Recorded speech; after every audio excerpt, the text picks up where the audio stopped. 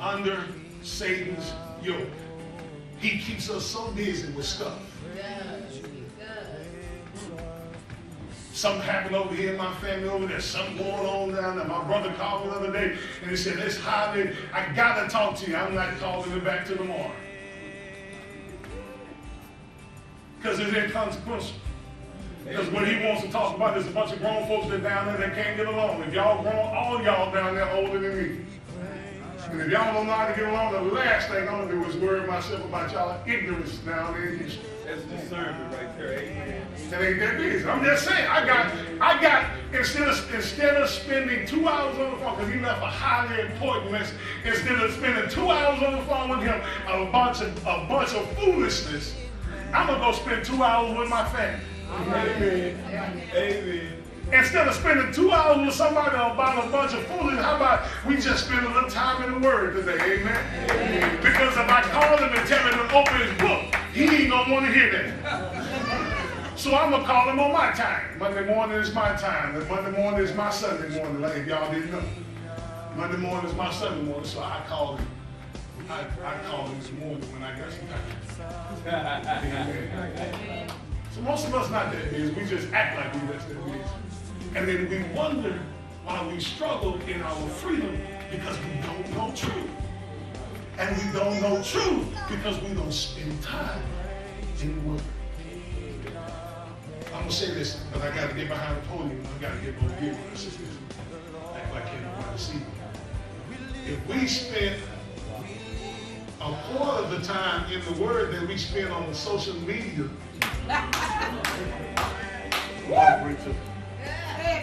just saying. I'm just saying.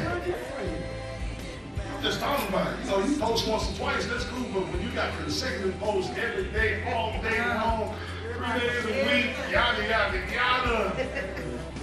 Boy, Facebook, Twitter, what you tweeting about? You ain't got but 3 followers. You could have texted them 3 people and told them that. You got to put it out there.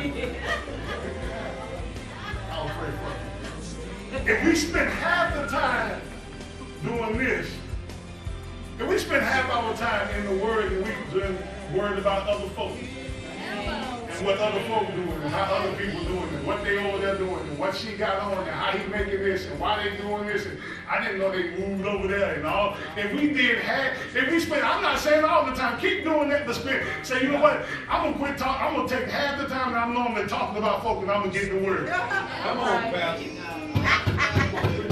Y'all gonna catch that when you go home. When half the time, I spend 3 hours a day talking about people. So for 90 minutes instead of talking about folks, I'm gonna take 90 minutes and talk about people, 90 minutes to get in the Word. And I promise you, if you take 90 minutes in the Word, that 90 minutes of talking about folks will disappear in your life. I'm just giving it to you. You're gonna try it, Dick, you're gonna try it, amen. Amen. Watch this, watch this, watch this. Watch what he says. He says this, if you abide in my word and you are truly my disciples and you will know the truth and the truth will set you free. They answered him, we are the offspring of Abraham. And we've never been enslaved to anyone. How is this that you say you will become free? They didn't understand where he was coming from. We Abraham's offspring. We've never been enslaved. They're physically enslaved. We've never been in Egypt. We've never done anything. We've never been enslaved to anybody. Watch what Jesus says. He says, Jesus answered, truly, I say to you, that everyone who commits sin, they want to talk about physically being enslaved. Jesus is talking about, I'm telling you how to be spiritually enslaved. All right. Amen? I'm going to say this. Let me give you a drink, Elder. That's what's wrong with black folk today. We always talking about the white man and the man. All right. And how we've been in slavery. And how this happened and how that happened and why that happened and where that happened. And this happened to me and my mama and my great, we always too worried about being physically enslaved. And that physical enslavement has now changed and our mental state, our emotional state, and our spiritual state is enslaved. Yeah, he said. It's enslaved now. It's enslaved. We struggle with all we go way back. neglect that, but we neglect to understand today, still right now today, we got all the religious freedom we want, all the stuff we want, and we still a slave to sin. Still. Watch what he said. They went right to a physical enslavement. Jesus said, I'm not even worried about no physical enslavement. I'm not talking about no physical enslavement. I'm talking about he that commits sin. If you commit sin, living in sin, practicing sin, you're a slave to sin. Watch this.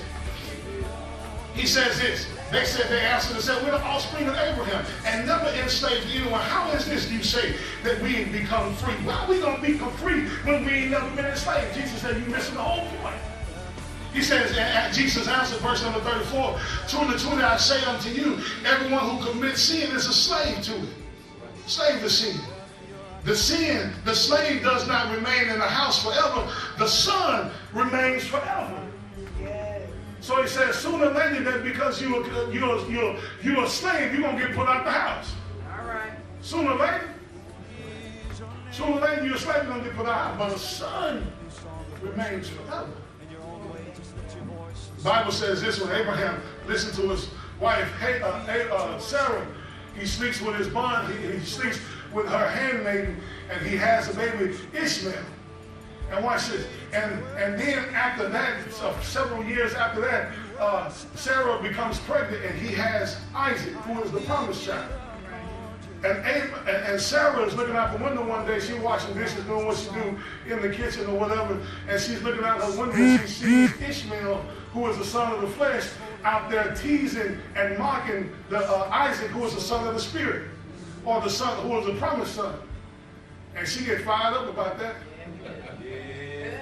She said, take that woman and her son and put them out the house.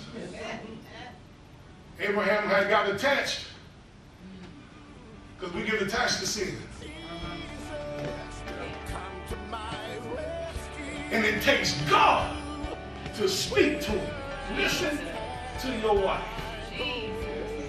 Because Ishmael is not going to inherit this. Isaac is the promised child. All right. Every now and then it's going to take God to speak to you and say, put that stuff out your house. All right. Put it out your house. Because you're playing with it and you're toying with it and it's just enslaving you. That's what he says, nothing else. He says, so if the son sets you free, you will be free